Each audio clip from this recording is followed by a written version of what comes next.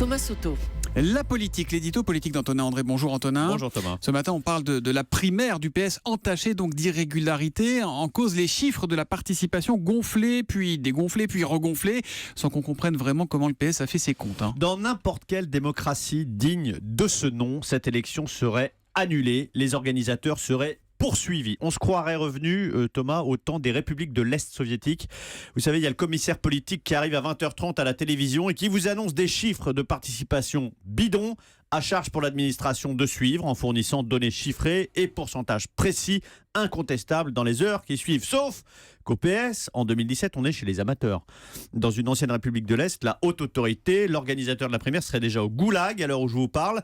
Pour mémoire, dans la nuit de dimanche à lundi, le PS a gonflé la participation de 352 000 voix, sans que les scores des candidats, leur nombre de voix, ne change d'une décimale. 352 000 voix de plus sur 1 600 000. Inutile de vous dire que ça modifie considérablement les rapports de force. Alors, Christophe Borgel, le commissaire organisateur, appelle ça un bug.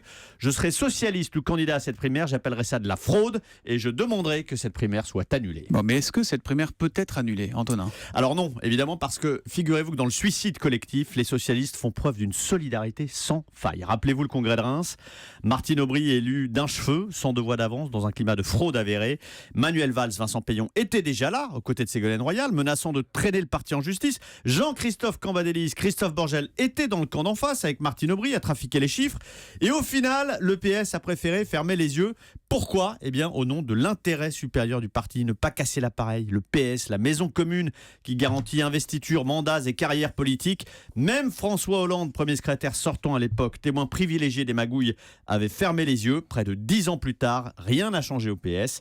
Survivra-t-il à cette primaire décidément mortifère ? Plus personne ne croit à sa survie, en tout cas sous sa forme actuelle. Et notez qu'à 8h15, c'est Benoît Hamon qui nous dira, qui dira à Fabien Amias ce qu'il pense de ce tripatouillage, ou au moins de cette maladresse extrême, on va dire. Pour rester prudent dans les chiffres de ce premier tour de la primaire, il sera l'invité de l'interview politique d'Europe 1. À demain, Antonin.